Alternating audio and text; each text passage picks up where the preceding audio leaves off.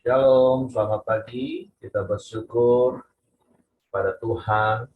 Pagi hari ini kita boleh bangun lagi dengan tubuh yang diberkati, dengan kekuatan kesehatan yang baru. Kita boleh datang pada Tuhan, kita boleh bersyukur, dan kita boleh menyembah Tuhan. Ada begitu banyak hal yang Tuhan sudah berbuat dalam hidup kita. Kebaikan, kemurahan, kebajikan yang terus Tuhan nyatakan di dalam hidup kita. Di pagi hari ini kita datang dengan hati yang bersyukur pada Tuhan. Kita menaikkan pujian, menaikkan penyembahan kita di hadapan hadirat Tuhan pada hari ini. Bapa, kami bersyukur, kami berterima kasih kepadamu. Terima kasih buat pemeliharaan-Mu yang ajaib dalam hidup kami. Terima kasih sepanjang malam Engkau pelihara kami. Engkau lindungi, Engkau jagai kami dalam tidur kami. Engkau pulihkan kekuatan, kesehatan kami. Sehingga pagi hari ini kami boleh bangun lagi dengan tubuh yang diberkati, dengan kekuatan kesehatan yang baru yang datang pada Tuhan. Terima kasih buat kesempatan hidup satu hari lagi ya Tuhan. Dan biarlah di hari yang baru ini, kami juga boleh terus setia dan taat kepadamu. Seperti Engkau setia menyertai hidup kami. Sebab itu kami naikkan pujian, syukur kami kepadamu pagi hari ini. Sebab Engkau yang layak dipuji. Naikkan syukur padamu Yesus, ku sembah sujud kepadamu Tuhan, di hadapan tata kemuliaan-Mu, ku tinggikan, ku agungkan selamanya. Naikkan syukur, naikkan syukur padamu Yesus, ku sembah sujud kepadamu Tuhan, di hadapan bapa kemuliaan-Mu, ku tinggikan, ku agungkan selamanya. Segala puji syukur bagimu, ku tinggikan namamu selalu, kemuliaan hanya bagimu. Terpujilah namamu. Naikkan syukur, naikkan syukur padamu Yesus, sembah sujud kepadamu Tuhan, di hadapan tata kemuliaan-Mu, ku tinggikan, ku agungkan selamanya. Segala puji syukur bagimu, ku tinggikan namamu selalu, kemuliaan hanya bagimu.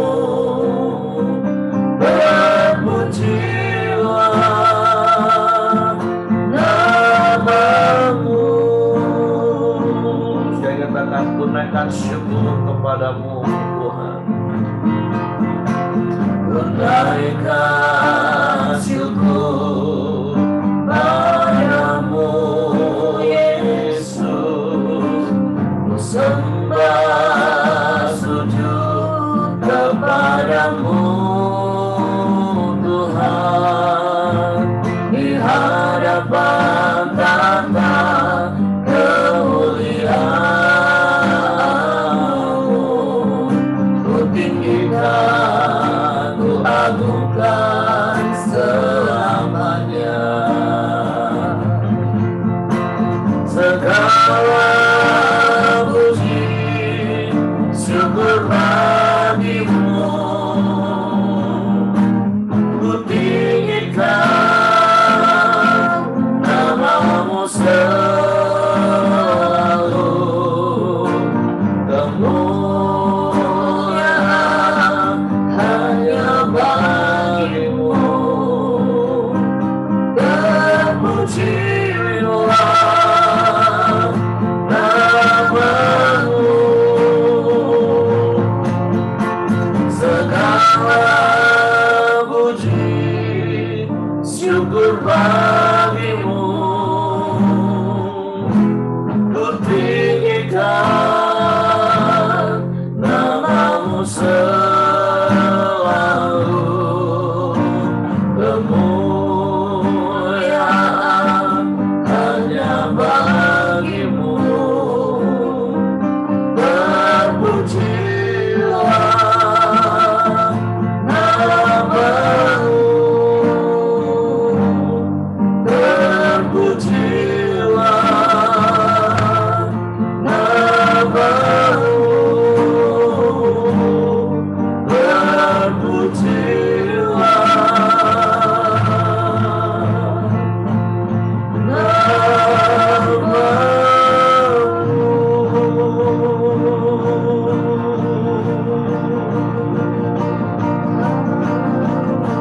terpujilah namamu Yesus Tuhan, terpujilah namamu.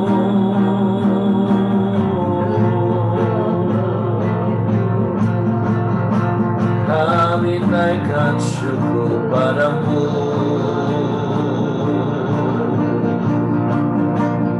terima kasih, sebab Engkau baik Tuhan,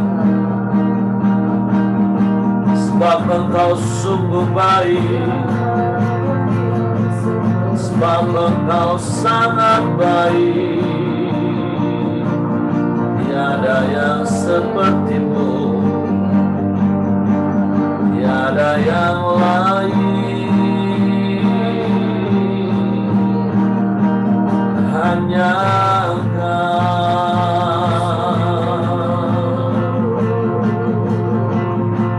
Haleluya,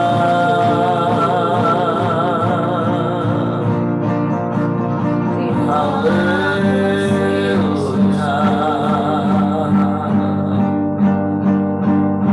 Terpujilah namamu,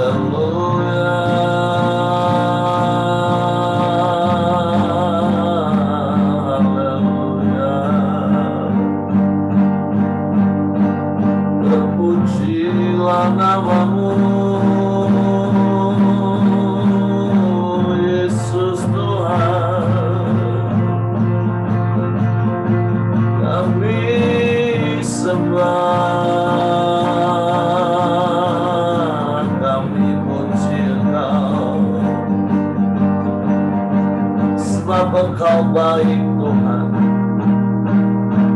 Engkau sungguh baik, Kau sangat baik, Kau selalu baik, selamanya Engkau baik.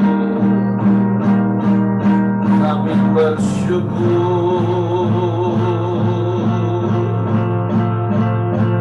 kami sembah.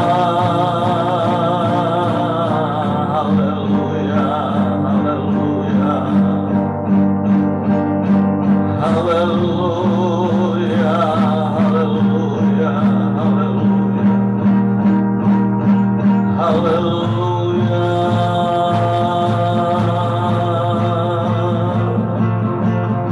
Terpujilah namamu, terpujilah namamu. Haleluya, haleluya, haleluya, haleluya, haleluya. Kami bersyukur, kami bersyukur,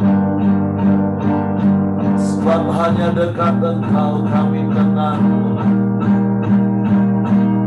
sebab hanya di dalam Engkau kami aman, sebab kerajaan-Mu tak tergoncangkan,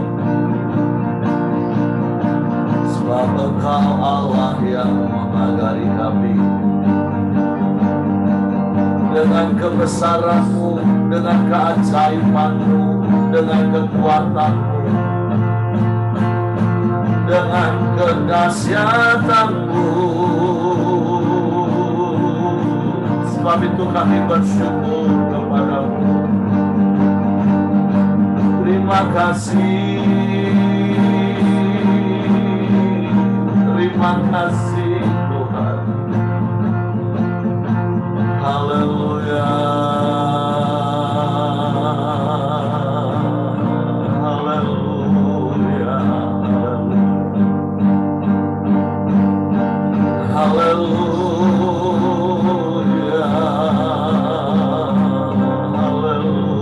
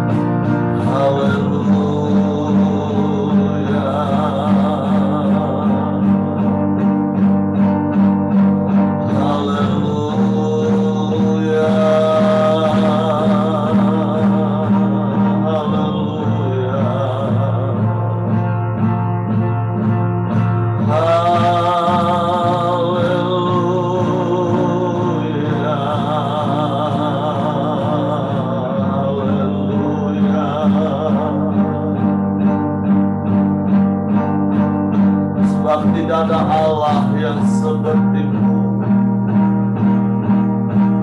Tidak ada yang lain selain Engkau. Engkaulah satu-satunya. punya Engkau. Tiada yang lain, tiada yang sama seperti-Mu. Kami bersyukur punya Allah yang seperti-Mu. Kami bersyukur punya Bapa yang seperti-Mu. Haleluya, haleluya, haleluya. Sebab Engkaulah kekuatan bagi kami, yang memampukan kami jalani hari-hari, sehingga segala perkara cakap kami tanggung di dalam Engkau Yesus Tuhan yang memberikan kekuatan bagi kami. Kami tidak pernah sendirian,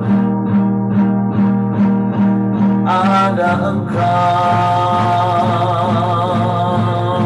Immanuel yang menyertai kami, yang selalu ada bagi kami. Kami bersyukur.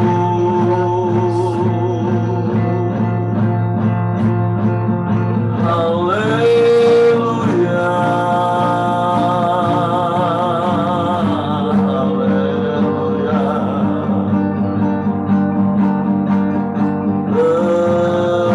Terpujilah nama-Mu, terpujilah nama-Mu.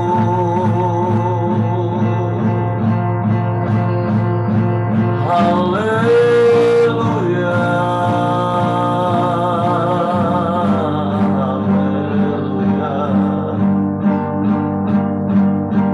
Engkau baik Tuhan, Engkau baik Tuhan, Engkau baik, Engkau sungguh baik. Engkau sangat baik, dan tidak ada Allah yang seperti-Mu. Tidak ada yang lain, hanya Engkau. Hanya dekat-Mu kami tenang, hanya tinggal dalam-Mu kami aman. Sebab Engkau Allah yang maha kuasa, Engkau Allah yang maha besar, Engkau Allah yang mengasihi kami. Engkau menerima kami apa adanya, Engkau jagai kami, Engkau lindungi kami, sebab Engkau sangat mengasihi kami.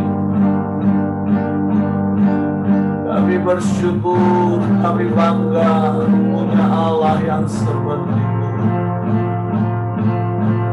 Sebab itu kami mau terus tinggal di dalam-Mu, dan firman-Mu di dalam kami. Biarlah hidup kami berpadangan dengan firman-Mu. Biarlah hidup kami semakin serupa dengan-Mu. Biarlah hidup kami menyenangkan, menyukakan hati-Mu. Sebab itulah kerinduan kami, Tuhan. Menyenangkan dan menyukakan hati-Mu seumur hidup kami. Haleluya, haleluya, haleluya. Terima kasih, terima kasih.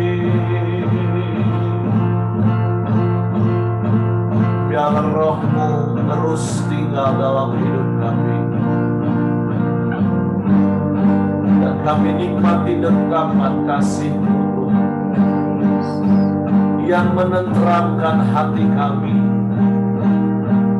sekalipun di dalam lembah kekelaman, yang menenangkan jiwa kami, sekalipun banyak tantangan dan rintangan. Kami aman di dalam-Mu. Terima kasih, terima kasih Tuhan.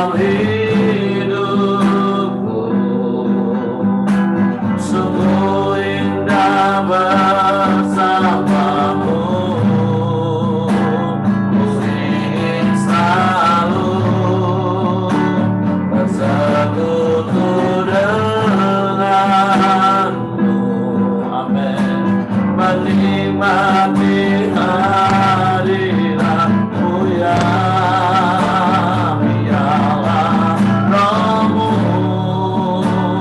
tinggal dalam hidupku. Sungguh indah bersamamu, sungguh indah, sungguh indah bersamamu, sungguh indah, sungguh indah bersamamu.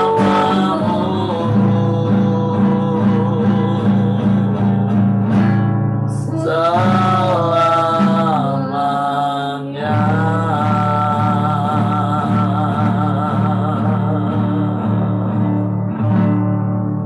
Sungguh indah kami bersamamu,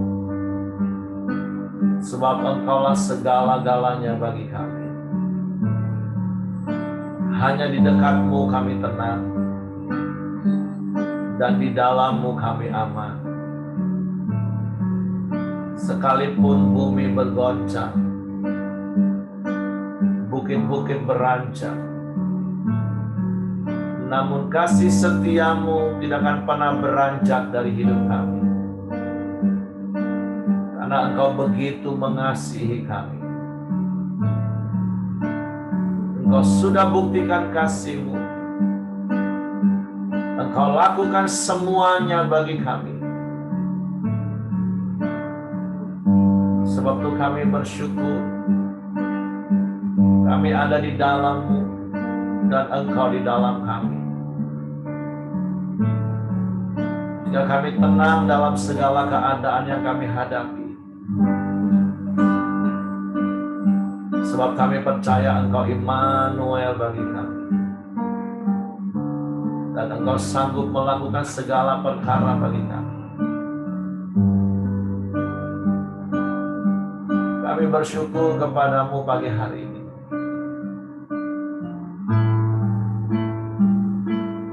Dan kami mau terus berkata, Engkau baik Tuhan.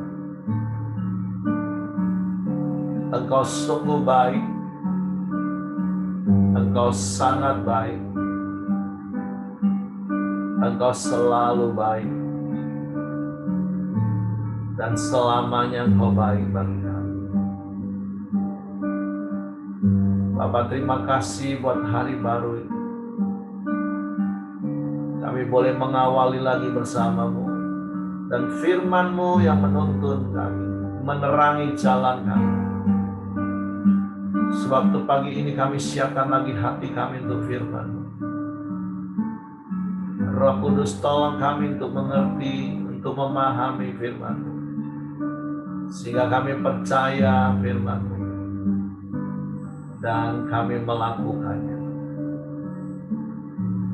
Dalam nama Yesus kami bersyukur. Kami sambut firman-Mu. Haleluya, haleluya. Amin. Oke, silakan Pak Yosia.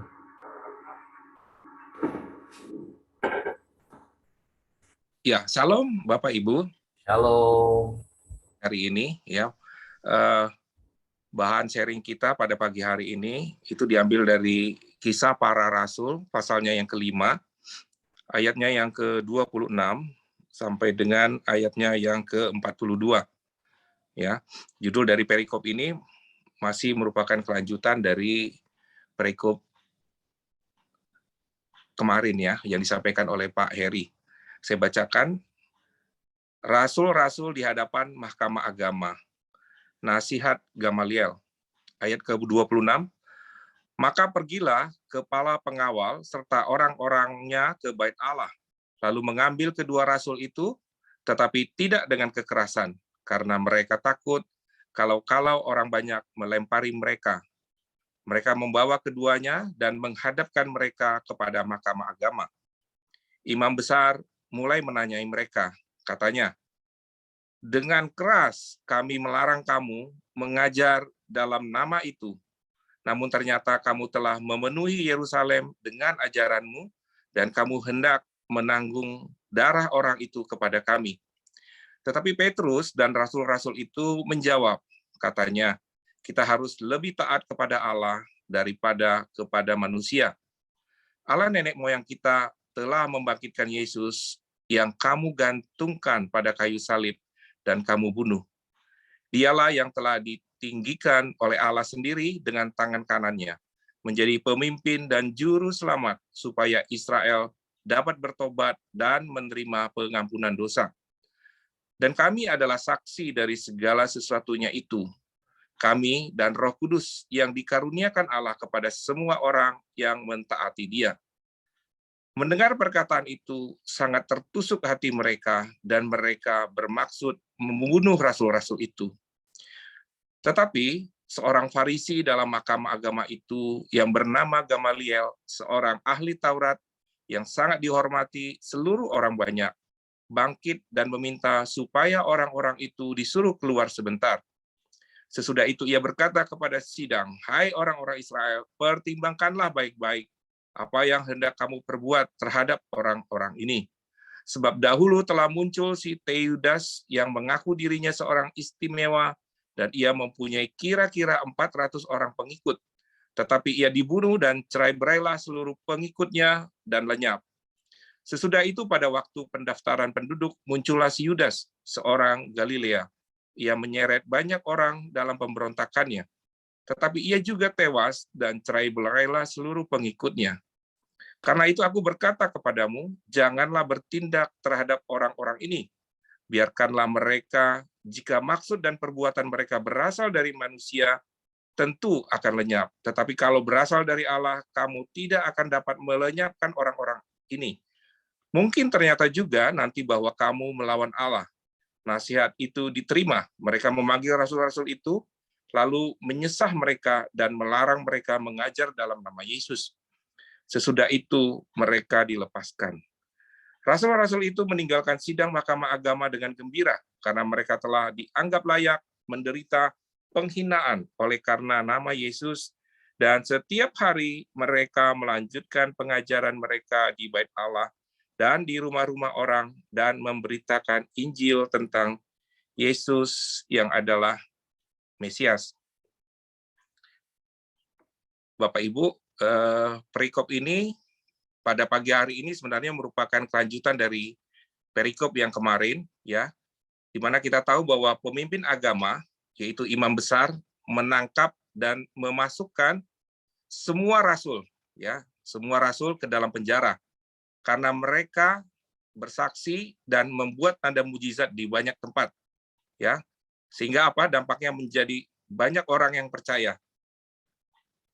Nah, seperti yang disampaikan oleh Pak Heri kemarin bahwa tindakan imam besar itu didasarkan atas iri hati, ya.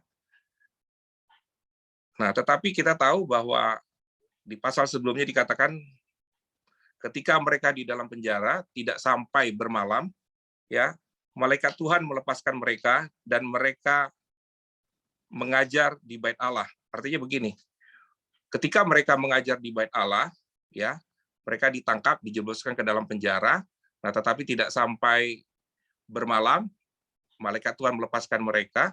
Nah, di situ malaikat Tuhan berkata bahwa mereka harus kembali ke Bait Allah untuk menyampaikan kabar baik. Ya, kabar baik bahwa Yesus yang dibunuh oleh imam-imam besar, siapa imam-imam besar itu adalah pemimpin-pemimpin Yahudi di dalam Bait Allah. Nah, ketika mereka ditangkap, malaikat Tuhan melepaskan, tapi disuruh balik lagi. Justru disuruh balik lagi ke tempat mereka ditangkap. Ya kan? Ini sesuatu yang luar biasa buat kita. Artinya kalau misalkan ada seseorang ya karena memberitakan apa seperti penistaan agama lah ya di lingkungan orang yang non-Kristen, ditangkap, dilepaskan, balik lagi ke situ. Itu kan namanya cari mati ya. Nah, tapi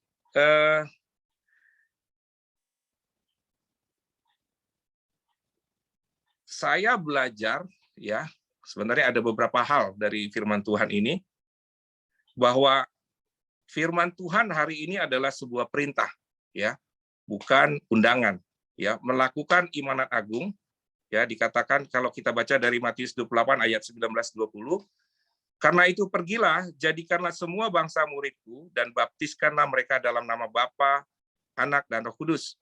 Dan penekanannya adalah ajarkan mereka melakukan segala sesuatu yang diperintahkan kepadamu. Dan ketahuilah aku menyertai kamu senantiasa sampai kepada akhir zaman. Ya, perintah ini masih berlaku, ya. Kepada siapa? Kepada kita semua. Kepada siapa? Kepada gereja. Apakah sebenarnya gereja kita melakukan amanat agung? Saya percaya gereja kita sudah melakukan amanat agung. Tapi banyak juga sebenarnya gereja-gereja yang sudah mulai melupakan yang namanya amanat agung, ya. Karena tadi pelajarannya, ya, kalau kita khotbah di dalam gereja, ya, di dalam gereja yang besar, ya, itu sudah biasa, ya. Tetapi tadi pelajarannya ketika mereka ditangkap di sana suruh balik lagi ke sana. Ya, itu kan sesuatu yang saya bilang terlalu berani, ya. Ya, tapi satu hal bahwa di situ firman Tuhan juga mengatakan bahwa aku akan menyertai engkau, ya. Artinya Tuhan Yesus akan menyertai melalui karya Roh Kudus. Artinya begini Bapak Ibu, ya. Apakah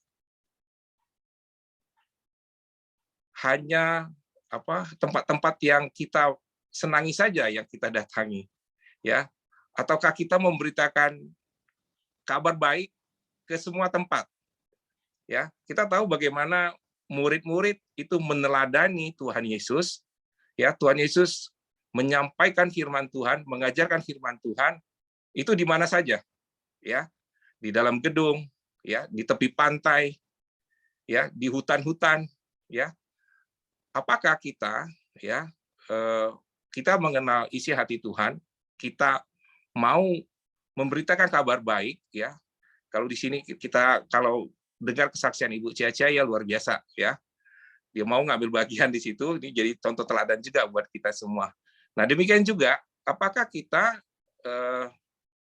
melakukan amanat agung ke semua tempat, ya? Saya sudah beberapa sejak Januari kemarin, ya, memang bergabung dengan tim misi, ya. Satu hal yang saya rema di sini dengan firman Tuhan-nya, ya, bagaimana ketika kita ditolak di sana, kita utus orang lagi. Jadi pengalaman begini, ada suatu tempat, ya, pos PI kami di CSA, ya, kita sudah 2 kali kirim hamba Tuhan ke sana, ya, 2 kali. Nah, tapi selalu ditolak. Artinya hamba Tuhannya mereka tidak terima. Nah, sempat waktu itu pelayanan kita vakum, ya, beberapa lama. Nah, terus kita utus lagi satu orang. Kebetulan yang diutus itu adalah si Manhulu. Manhulu adiknya si Manhulu diutus ke sana. Kita melihat karena apa? Sekalipun hamba Tuhannya ditolak, kita melihat bahwa jiwa-jiwa di sana begitu haus akan firman Tuhan. Ya, sebagaimana tadi firman Tuhan bilang, ketika mereka ditangkap di Bait Allah, dikirim lagi ke Bait Allah, begitu, ya. Nah, ketiga kalinya kita kirim hamba Tuhan, bertahan 3 bulan, ya, ditolak juga, difitnah, dibilang ngambilin uang gereja, terus mereka mengangkat hamba Tuhan tandingan, ya. Nah, kenapa kita nggak mau mengangkat pejabat di sana? Karena yang mereka pilih itu adalah seorang yang mempunyai 2 istri, kan begitu, ya. Karena nilai-nilai kita nggak cocok di situ, ya. Nah, terakhir karena mereka bikin hamba Tuhan tandingan, mereka bikin ibadah tandingan, ya. Jadi ada ibadah kita, terus mereka dilarang suruh ikut ibadah mereka, terus dilarang ikut komsel. Nah, karena sudah nggak sehat lagi, ya kami akhirnya putuskan kita sudah selesai sampai di sini. Kita pindahkan Siman ke PT SKU, ya, ke Sumatera Barat, ya. Nah, puji Tuhan, ya, hanya dalam waktu sekitar 2-3 bulan ada sekitar 70-80, ya, jiwa-jiwa yang haus akan kebenaran firman Tuhan, ya. Nah, kami itu berjalan cukup luar biasa bagaimana Tuhan melalui karya Roh Kudus tetap bekerja. Nah, tapi ada masalah lagi, ya. Setelah berjalannya waktu, ternyata mereka yang di CSA ini, satu rombongan kelompok ini mereka dipecat semua. dikeluarkan, dan mereka pindah ke SKU lagi gitu ya. Dan pemimpinnya mulai menghasut lagi kan begitu ya. Nah, kita tetap berdoa. Kita percaya bahwa Roh Kudus ada di dalam pelayanan kita, bahwa karya Tuhan itu luar biasa ya. Tuhan yang 2000 tahun yang lalu menyertai umatnya, Tuhan yang sama akan menyertai kita sampai saat ini juga ya. Nah, kalau kita pelajari juga ya dari perikop-perikop ini ya, kita tahu bagaimana mereka begitu diteguhkan ya ketika mereka ditanya, kan sudah dibilang tidak boleh mengajar, kok masih mengajar lagi. Tapi mereka justru tetap teguh ya. Artinya bahwa apa yang mereka sampaikan itu adalah sebuah kebenaran, bahwa Yesus sudah mati. Mereka imam-imam itulah yang sebenarnya di belakang itu untuk membunuh Yesus. Ya, mereka nyampaikan di depan orang yang melakukan begitu ya. Nah, tapi tadi memang firman Tuhan bilang bahwa tujuannya apa? Tujuannya sebenarnya Tuhan mengasihi orang-orang Yahudi. Tuhan ingin supaya imam-imam besar itu bertobat ya, sekalipun pada akhirnya firman Tuhan bilang mereka merasa tertusuk hatinya ya ketika mendengarkan kesaksian mereka ya. Dan kita lihat juga di situ bagaimana karya Tuhan. Tuhan memakai salah seorang pemimpin di sana, yaitu Gamaliel ya. Saya menangkap sebenarnya Gamaliel bilang begini ya, sudahlah ya, kita ini pemimpin-pemimpin yang hebat-hebat, pendidikan teologi yang hebat-hebat. Mereka ini orang-orang yang mungkin tidak sekelas mereka, tetapi luar biasa pelayanannya. Begitu banyak orang yang percaya. Kalau bukan karena Tuhan, kalau bukan karena ini, mereka sudah mati harusnya, kan begitu ya. Nah, itulah yang satu hal yang kita bisa ambil, bahwa ini adalah pekerjaan Roh Kudus. Ya. Ketika Roh Kudus ada bersama-sama dengan kita memberitakan kabar baik, maka disitulah kita lulus sarjana teologi ya, begitu ya. Bahkan orang-orang yang ada di sana, pemimpin agama, sebenarnya dalam hati mereka mungkin mereka takjub, termasuk ke Gamaliel bilang bahwa sebenarnya ini mereka kalau nggak dipakai oleh Roh Kudus tidak seperti ini jadinya. Ya, dan pada akhirnya dikatakan mereka mendesah itu menyiksa juga sih sebenarnya, tapi tidak sampai menangkap mereka, memasukkan mereka ke dalam penjara ya. Dan akhirnya mereka dilepaskan.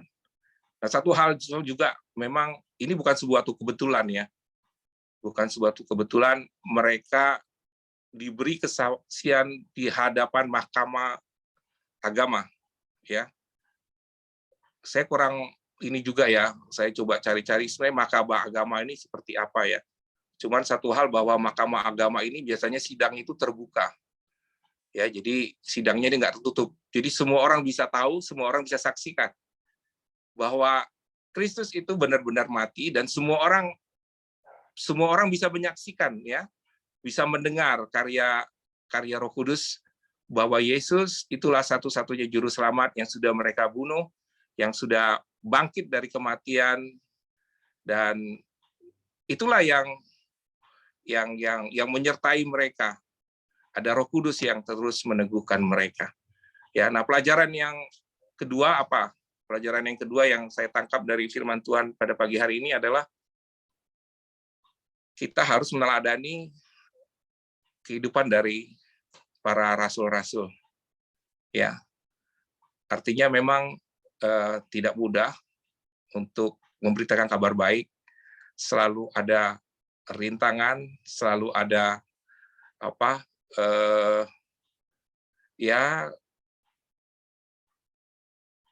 tidak mudah sih ya, tidak mudah, karena itu butuh pengorbanan ya.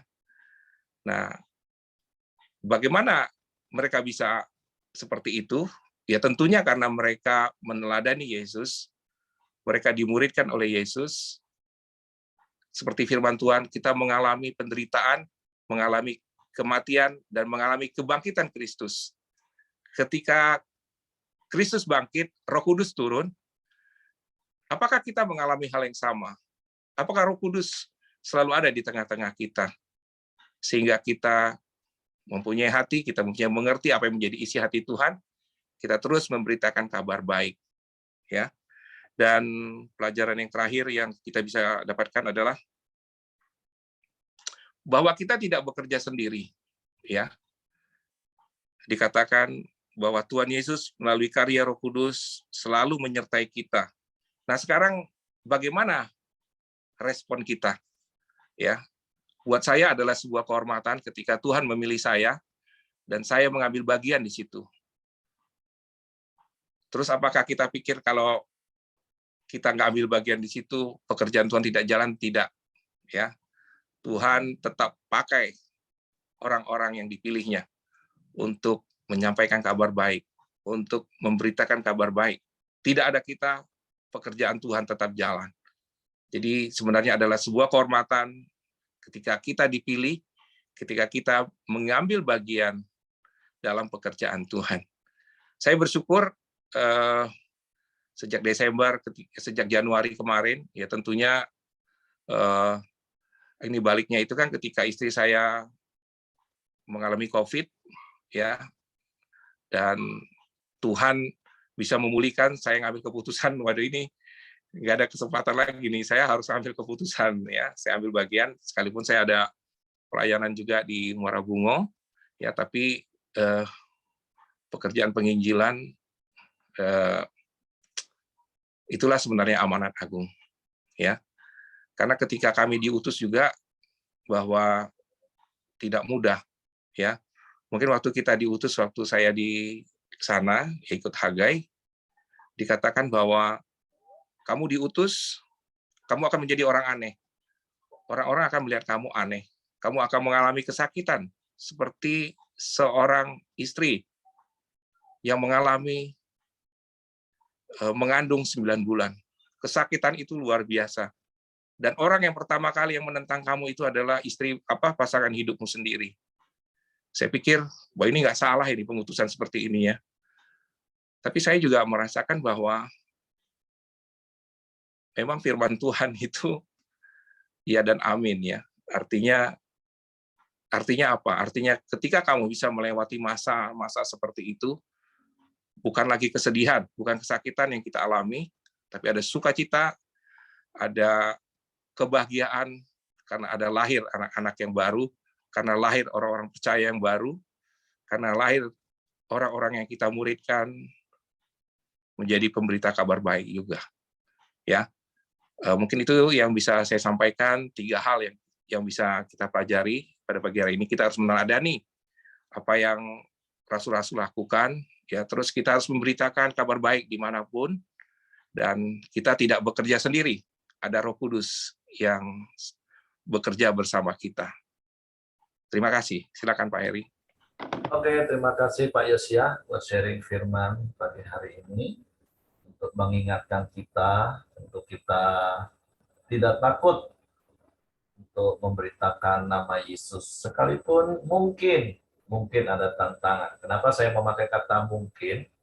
Karena tentu dalam konteks zaman sekarang, tidak serta-merta setiap kali kita memberitakan nama Yesus, kita akan menghadapi aniaya, tapi mungkin tantangannya dalam bentuk yang lain,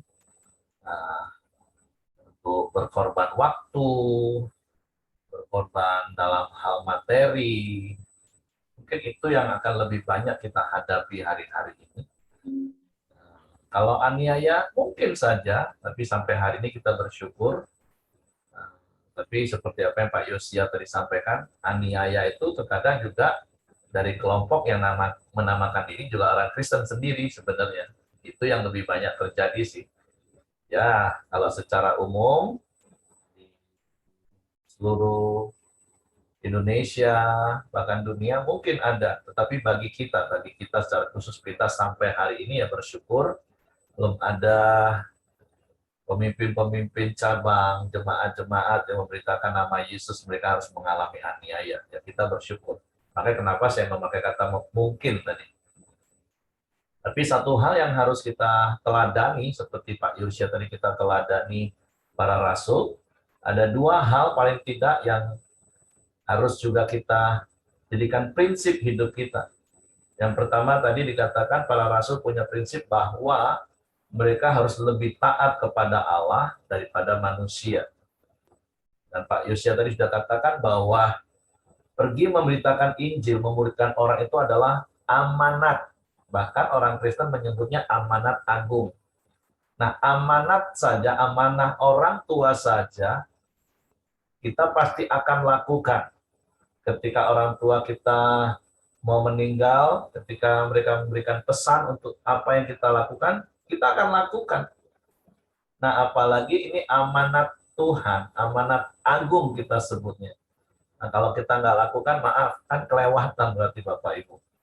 Tapi sekali lagi, kenapa kita bisa melakukan itu, sekalipun mungkin sekali lagi, mungkin ada tantangan, bahkan juga harus ada harga yang kita bayar, tapi mari kita ikuti teladan para rasul, yang punya prinsip kita harus taat kepada Allah, bahkan lebih taat daripada pada manusia. Nah, yang kedua, di ayat yang 41 itu satu hal yang menarik, kita harus juga punya prinsip seperti rasul-rasul. Di situ katakan rasul-rasul itu meninggalkan sidang mahkamah agama dengan gembira. Nah, apa dasar kegembiraan mereka? Nah, itu tentu sesuatu yang sepertinya sangat konyol sih menurut ukuran logika manusia pada umumnya. Mereka bergembira karena apa? Karena mereka telah dianggap layak menderita penghinaan oleh karena nama Yesus. Wah, ini sesuatu yang sepertinya unik. Tapi bagi kita juga harus punya prinsip yang sama. Kalau ketika kita memberitakan nama Yesus dan kita harus mengalami penghinaan, bahkan mungkin mengalami dikucilkan, di firman Tuhan ajarin bahwa justru kita harus bergembira. Kenapa? Karena kita dianggap layak menderita karena nama Yesus. Nah, jadi pagi hari ini ya firman Tuhan mengingatkan kita, memotivasi kita, yuk dimanapun, kapanpun, selalu beritakan nama Yesus. Siapa itu Yesus dan apa yang dia lakukan. Sekalipun saya katakan tadi, mungkin kita menghadapi tantangan. Tetapi kita percaya seperti Pak Yosya tadi katakan, kita nggak sendirian. Ada Roh Kudus yang diberikan diam dalam hidup kita. Roh Kudus yang akan meneguhkan hati kita, Roh Kudus yang akan menguatkan kita, Roh Kudus yang akan terus memberikan dorongan dan semangat dalam hidup kita. Jadi jangan pernah patah semangat. Oke, mungkin tadi ada yang sudah ditunjuk oleh Hengki untuk berdoa, karena kayaknya mungkin mati lampu di tempat Hengki.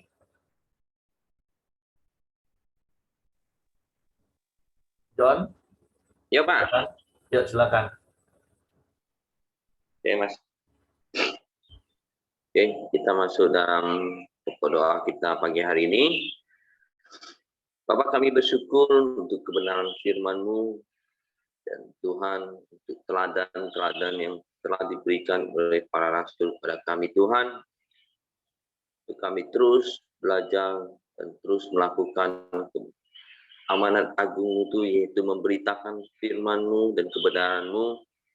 Tuhan, kami tahu Tuhan, kuasa Roh Kudus-Mu senantiasa menyertai dan memimpin kami Tuhan, memberi kami kekuatan untuk kami melakukan amanat agung itu. Terima kasih Tuhan Yesus, kebenaran firman-Mu hari ini. Kau berkati hamba-Mu Yosya, Kau pakai dia, Kau pelengkapi dia Tuhan, dalam melayani Engkau, menjalankan visi dan misi-Mu Tuhan, beritakan kebenaran-Mu. Kau pakai keluarganya menjadi berkat bagi banyak orang. Terima kasih Tuhan Yesus. Pagi hari ini kami mau berdoa, menyerahkan saudara kami Buyung Christian, Tuhan kerinduannya untuk menjadi pilot kembali. Tuhan, Engkau tolong, Engkau bukakan jalan Tuhan. Saat ini dia sudah lama di Susi Air Tuhan, ialah Engkau yang tentukan yang terbaik buat dia Tuhan. Terima kasih juga Tuhan Yesus. Pagi hari ini juga kami berdoa menyatakan Ibu Dunia hati Tuhan dalam tangan-Mu. Tuhan yang memberkati dia Tuhan. Engkau pulihkan, sembuhkan setiap sakitnya Tuhan. Dia sedang menjalani kemo Tuhan. Ya, kuasa-Mu Tuhan yang memulihkannya. Kami percaya mujizat-Mu terus bekerja dalam hidup itu. Terima kasih, kami juga berdoa menyerahkan bangsa dan negara kami, Indonesia Tuhan. Biarlah damai sejahtera-Mu Tuhan Kau curahkan bagi bangsa dan negara kami Indonesia Tuhan. Kau memberikan kedamaian dan keamanan bagi bangsa dan negara kami Indonesia Tuhan. Sabang sampai Merauke, Kau curahkan Tuhan damai sejahtera-Mu. Tuhan kami juga menyerahkan para pemimpin bangsa kami Tuhan. Mulai dari Presiden, para menteri dan staf-stafnya Tuhan. Berkati juga dari Gubernur, Bupati, dan Wali Kota Tuhan. Dan setiap jajarannya Tuhan Engkau memberkati mereka. Engkau memberikan mereka roh takut akan Engkau. Yang mereka memimpin bangsa dan negara ini dengan takut akan Engkau Tuhan. Yang mereka memerintah dengan adil dan bijaksana Tuhan. Terima kasih juga Tuhan Yesus. Kami juga bersyukur untuk setiap berkat Tuhan, hasil bumi dan hasil alam yang melimpah Tuhan buat bangsa kami ini Tuhan. Biarlah semua boleh dikelola untuk kesejahteraan rakyatnya Tuhan. Terima kasih Tuhan Yesus. Kau juga Tuhan curahkan hujan pertobatan, sehingga banyak orang boleh mengenal Engkau Tuhan di Indonesia ini Tuhan. Pakai kami hamba-hamba-Mu Tuhan, orang-orang yang sudah percaya, memberitakan kebenaran firman-Mu, sehingga Indonesia Tuhan boleh dibenangkan bagi kemuliaan. Terima kasih Tuhan Yesus, kami serahkan bangsa dan negara Indonesia ke dalam tangan-Mu. Tuhan yang pimpin, Tuhan yang memberikan kesejahteraan. Mari kita masuk dalam doa Bapa kami. Bapa kami yang di surga, dikuduskanlah nama-Mu, datanglah kerajaan-Mu, jadilah kehendak-Mu di bumi seperti di surga. Berikanlah kami pada hari ini makanan kami yang secukupnya, dan ampunilah kami akan kesalahan kami, seperti kami juga mengampuni orang yang bersalah kepada kami. Dan janganlah membawa kami ke dalam pencobaan, tapi lepaskanlah kami daripada yang jahat. Karena Engkaulah yang mempunyai kerajaan dan kuasa dan kemuliaan sampai selama-lamanya. Pak Yosia, silakan tutup dalam doa, Pak. Bapa dalam surga, kami bersyukur untuk pagi hari ini. Kami mau tunduk dan taat kepada perintah Roh Kudus. Kami ingin meneladani bagaimana kehidupan rasul-rasul yang boleh memberitakan kabar baik, menyaksikan hidupnya, bagaimana Tuhan boleh menyertai dan menolong mereka ya Bapa. Kami percaya ketika kami menyampaikan kabar baik, ada kuasa, ada Roh Kudus yang selalu menyertai kami. Kami berdoa juga Bapak untuk saudara-saudara kami yang sedang bergumul dalam pekerjaan, Tuhan ikut campur, Tuhan memilihkan yang terbaik. Demikian juga untuk saudara kami yang sedang sakit, yang sedang dalam pemulihan, dalam pengobatan. Tuhan berkati semua usaha-usaha yang mereka lakukan. Berkati juga usaha-usaha medis yang mereka lakukan. Kami percaya bahwa Tuhan yang mampu menyembuhkan, Tuhan yang bantu memulihkan. Kami berdoa juga Bapak untuk para pemimpin-pemimpin rohani, pemimpin yang ada di gereja kami, supaya Tuhan tetap berikan hikmat, penyertaan, ada sukacita di dalam melayani Engkau ya Bapa. Berkati juga semua kami yang hadir di sini ya Bapa. Berkati pemerintahan kami. Tuhan menyertai setiap usaha kami, Tuhan menyertai pekerjaan kami, ladang kami, usaha kami serahkan ke dalam tangan Tuhan. Di dalam nama Tuhan Yesus Kristus, kami berdoa, kami mengucap syukur. Amin. Oke, semangat pagi, selamat beraktivitas. Tuhan memberkati.